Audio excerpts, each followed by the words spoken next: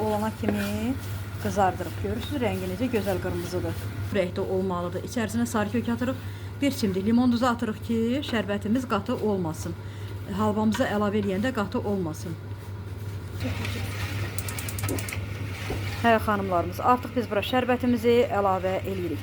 Rəngin görürsünüz necə qızardı. Bax, bu cürə olmalıdır. Aha. Bax, belə şərbətimizi əlavə eləyirik. Şərbətimizin rəngini görürsünüz. Baxın, bax belə. Hər tərəfini qarışdırırıq, yavaş, yavaş.